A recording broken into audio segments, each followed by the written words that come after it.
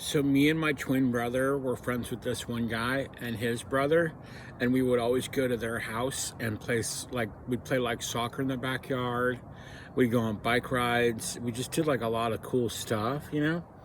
And but then he went to different junior high, so I didn't really see him that much for a few years. But then like in 10th grade, I ran into him, and he was like all into surfing and everything, and I started hanging out with him, and I started going surfing. I wasn't that good at surfing, but I liked going. But like we just hung out a lot, like in 10th and 11th grade, and we became like really good friends. And I don't know, like he helped me through a lot of hard times, what that I was going through, and I remained friends with him for several years into my 20s, and then we did a lot of bike riding, and then I didn't see him for a while, and then when I was like 32, about 32, I visited him and his wife. I also did go to his wedding a few years earlier, but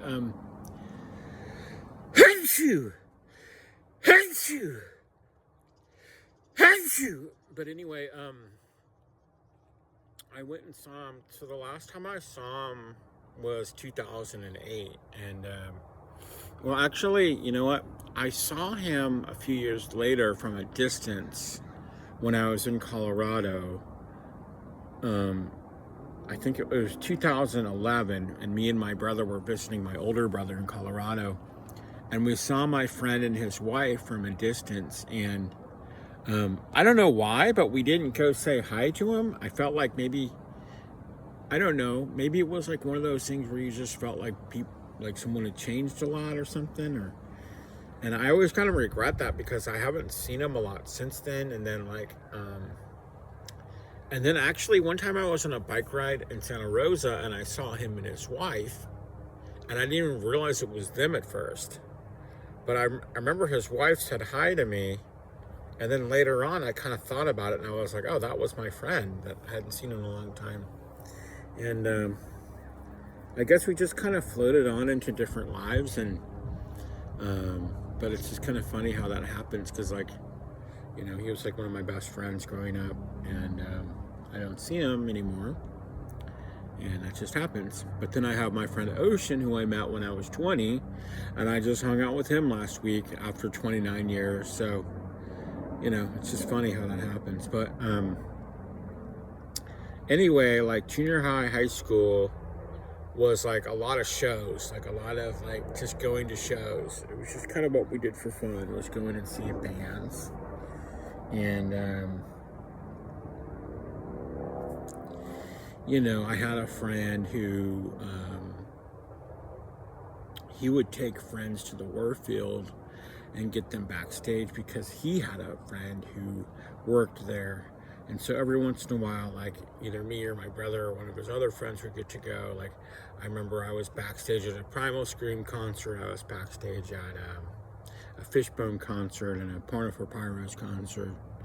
And my brother got to go see Pearl Jam and Rage Against the Machine, and you know, a lot of good time seeing shows. I remember, I think I saw Bob Dylan when I was like 16 at the fairgrounds, the same fairgrounds that I used to go to nursery school in. Saw U2 when I was 16. Saw Pearl Jam I saw Nirvana when I was 17. I saw Green Day at the Phoenix before they were super famous, right when they were kind of starting to get famous. A lot of local reggae bands, a lot of just bands in general. And even when I moved to LA, I went and saw a lot of bands. Like when I was 21, I saw Jane's Addiction, Back in Pavement, and Goldie opened up for Jane's Addiction. I saw like Charlatans UK and Spiritualized. I remember Dandy Warhol's opened up for Charlatans.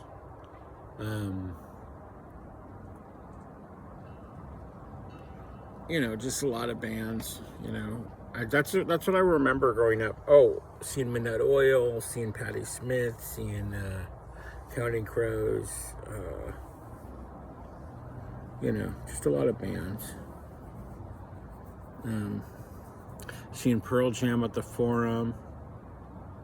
I've seen Pearl Jam probably like half a dozen times. The Grateful Dead.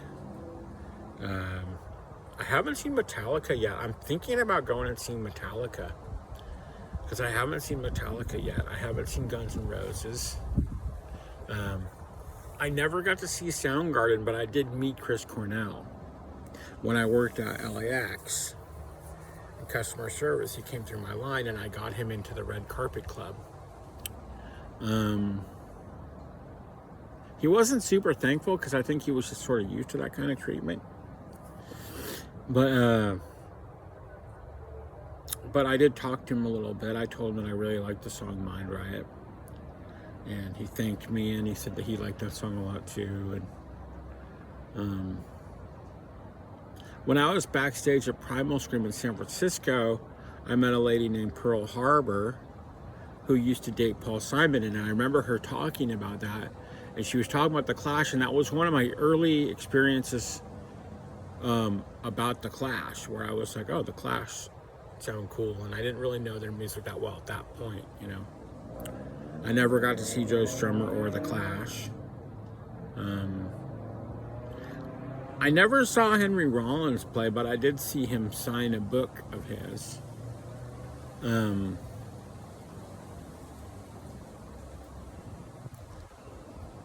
I didn't see Alice in Chains until after they had a new singer, and I did meet the original bass player, but this is way after he was in the band, and then he passed away a couple years after that.